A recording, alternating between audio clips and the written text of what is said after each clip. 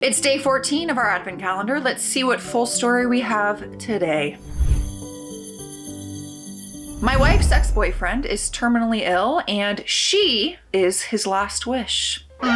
This story came July 5th, 2020. Ugh, 2020. What a time that was, huh? My wife, let's call her Susan, and I have been married for 8 years. I've known her for even before we were together, during which she was dating someone named Ken. Obviously not a real name. We were all a part of a choral group in our church. The three of us were actually quite good friends, and I genuinely thought Susan and Ken were going to get married / be together for a long time. It was a shock when Susan told me that they're no longer together. According to her, one day Ken just decided that he wanted to move interstate. When asked why, he didn't explain. The next day, he asked Susan if she wanted to join him. Confused, Susan said no, since she thought it was way too soon and she had work commitments. He then proceeded to break up with her, leaving Susan very depressed and confused. According to information from a friend several months after the breakup, Ken had planned this for a long time and that he was seeing someone else interstate. However, these were all allegations based on some texts, and until now, Susan never found out why he left or why he broke up with her. It was all very confusing. When asked by friends why they were no longer together, she simply said, "I don't know. He just broke up with me because I don't want to move interstate with him." Years passed, we all forgot about it. Susan started to open up to me more, and then we started dating. The rest followed. Anyways, yesterday, Susan received a call from Ken's mom. She's a nice lady who semi-frequently watches our performances and volunteers during the Christmas Carol season.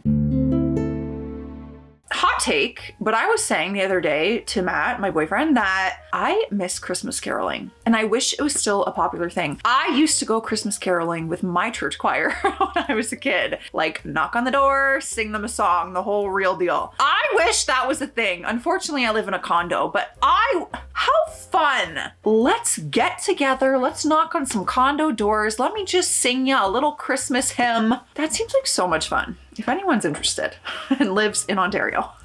It was all very sudden because we only see her once or twice a year, and she's never called in the past. She told Susan that Ken is terminally ill and has been for the past couple months. He is in a local hospital interstate. The hospital has a mini Make-A-Wish Foundation run by volunteers, and apparently Ken's request is to go to the national park for a picnic with her. It's all weird, right? I thought it was a bluff too, but it all seems legit. I talked to Ken's mom and we both agreed that it's odd. Ken's mom said that Susan doesn't have to say yes. She is simply passing on what Ken said. The prognosis for Ken is grim, and we don't know how much time we have left. I suppose the sooner we decide, the better. Susan is obviously confused. She wants nothing to do with Ken again after what he's done to her, and a lengthy period has passed since then. But she has admitted that she would feel bad refusing his last wish, especially if his prognosis is that grim. She said jokingly, "Well, you don't have to worry about me cheating. He's going to die anyways." Some dark humor, I guess. A bit dark, but I mean, she has a point. Yep. Personally, I'm torn too. I trust Susan, and I know nothing romantic or anything will come from this if she chooses to see Ken. But why does he want to see her now? For closure?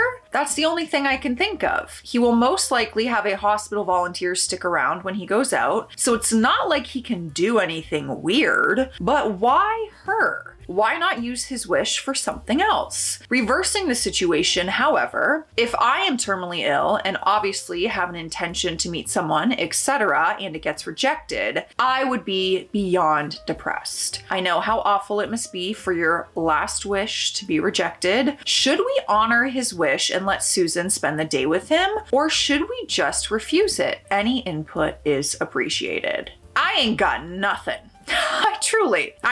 And it's truly because I can't relate. My last wish is definitely not going to be for me to spend some time with one of my exes. Honestly, let's spice things up. One of my exes.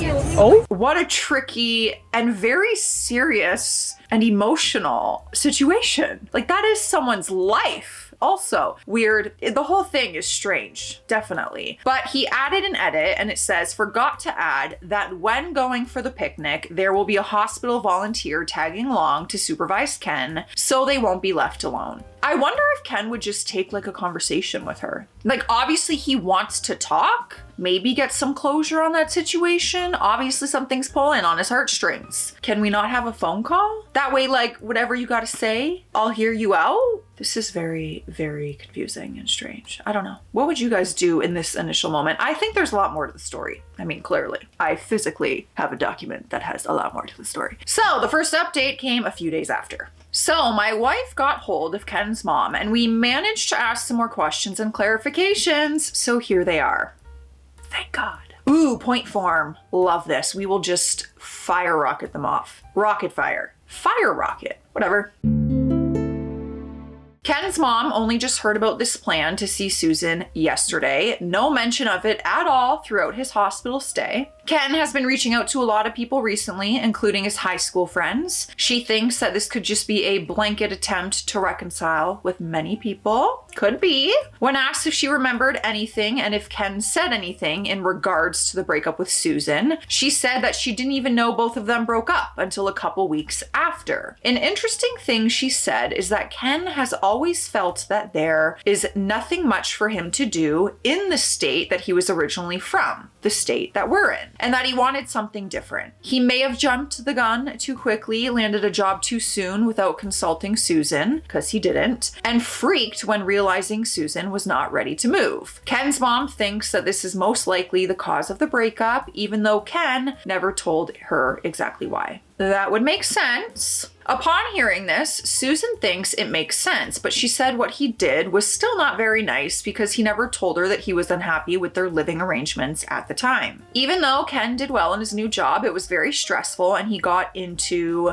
gardening, as the youngins call it, you know, the green, smoking the green, alcohol, and heavy smoking. Those contribute to his current illness. It has been confirmed a medical volunteer will accompany him if he does choose to go outside hospital grounds. Since Ken is getting more unsteady on his feet, he will likely be wheelchair bound soon, according to her. When asked why meeting Susan in a park was his idea, Ken's mom simply had no idea. Ken is happy for me to accompany Susan to the park or venue, wherever it may be. He's also fine with us meeting him in the hospital, but there is a strict 2-person-a-day visiting rule in the place at the moment. Remember, this is 2020. So his mom may not be able to look after him if the both of us just rock up at the same time. His mom would like to visit him daily to help with daily living and baths. Ken is reluctant with a Skype call or a phone call in general. Ken's mom stated that his speech is quite slurred at this stage and he hasn't been eating or drinking much lately, so his mouth is dry most days, so it is uncomfortable for him to speak. Writing a letter is not something he can do these days due to him being drowsy from medications and sedated. Dictating would be hard too, because see point above. She has been helping him type emails to friends some days. There is a possibility of Ken to be transferred to his mom's home for the end of his life to get to that stage. Ken's mom reiterates that Susan can decline the offer, and with everything going on in the world, she would understand if she can't make it. But she hopes that we would consider it for her son. With this update and conversation with his mom, we are now more inclined to go instead of not going. Still would like some thoughts on what we have missed, though I think it covers everything now. We will be in regular contact with his mom until we know what's going on. Susan and I did a mini risk assessment and we conclude that this is pretty harmless. She said she still feels empathy towards him, but would still feel bad if she doesn't go to visit. So she would like to go with me now that Ken's mom said it is okay for both of us to go. I didn't even think of both of you going. I think that would be a great option where everyone's comfortable. You know, and you used to be friends with him too. So it would be like seeing a friend from the past. I can only imagine. I don't want to, because that's a very dark thought. But in the moments of your final moments on Earth, I'm sure your mind goes back to every point of life. every disagreement you had with someone, every old friend, like I cannot imagine I cannot imagine what that's like and how grateful I am for that. It's just gotta be like some kind of closure because he once cared, right? Messy. Oh, my heart. All right.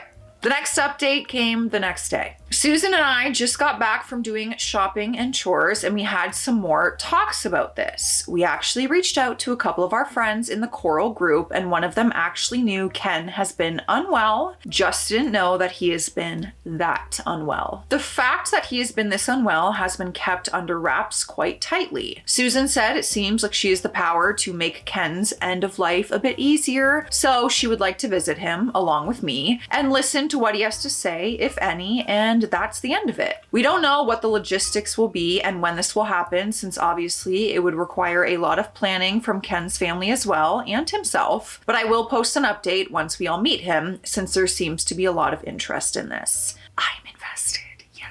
We have texted our Coral group members to perhaps visit him together, when the time is right and restrictions are lifted. And they were all keen to send him off with one last song. Okay, I'm gonna cry. Oh my gosh.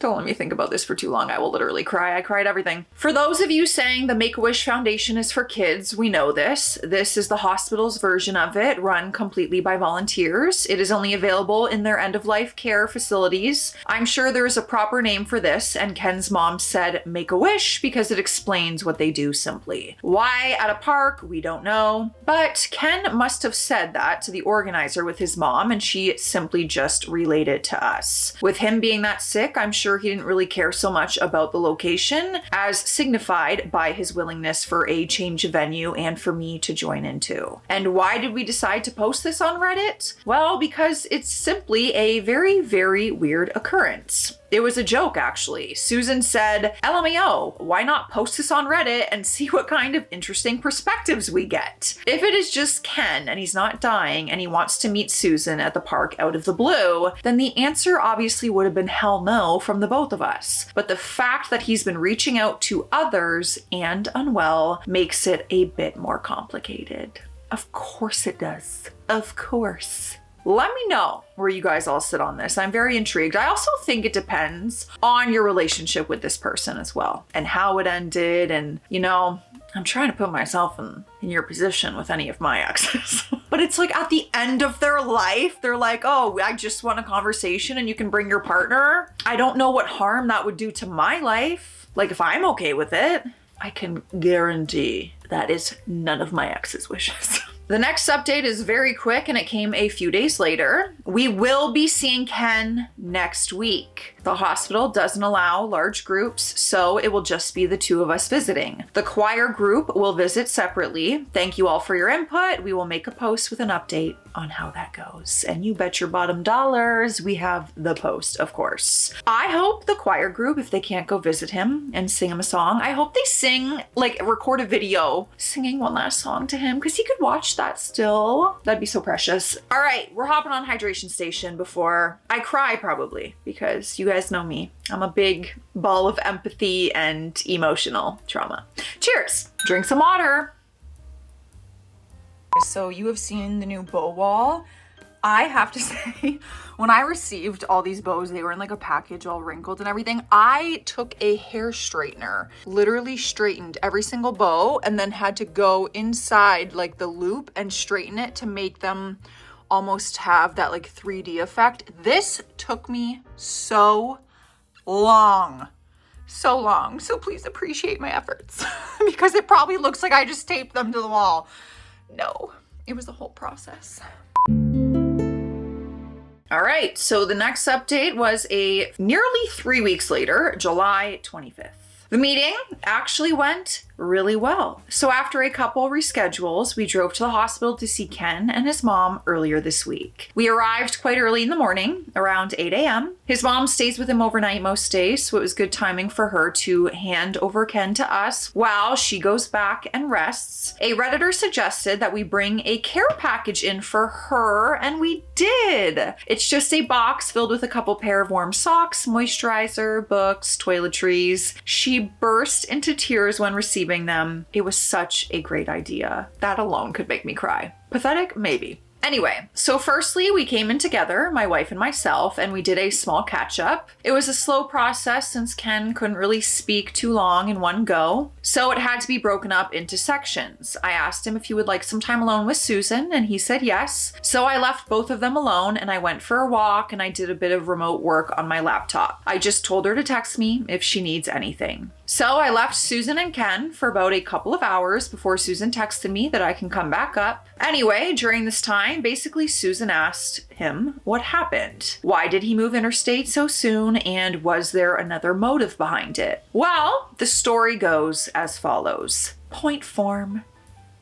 Love this. Ken was working a low-paying job at the time and was feeling like he was never going to get any career progression. Susan and myself knew Ken has always been a creative mind. He got a diploma in film and everything. But what we didn't know is that behind everyone's back during that time, he was searching for career opportunities in the film and animation industry. He put in a job application for fun and a few months later got offered a position as an intern animator, something along those lines, according to Susan. He was stoked, but he didn't expect that he would actually get the job. Therefore, he never actually planned anything in advance. The job required him to move interstate ASAP, and Ken felt pressured to say yes since he applied to some other similar jobs in the past, but got rejected. So he asked Susan to move with him, but left out the job details since as an intern, he would get paid even less than what he was earning with a lot of volunteer work. He was scared that Susan would not approve of the lower wage, so he left out the details and just asked her to move out there with him. He admitted that it was stupid and apologized for being immature about it. After the breakup and after working a few months as an intern, he said that working in that industry is not like he thought it would be. There were a lot of crunch times to the point where he and the other interns were spending most of their time in the office, even sleeping while waiting for the program code animation to finish compiling. Yeah.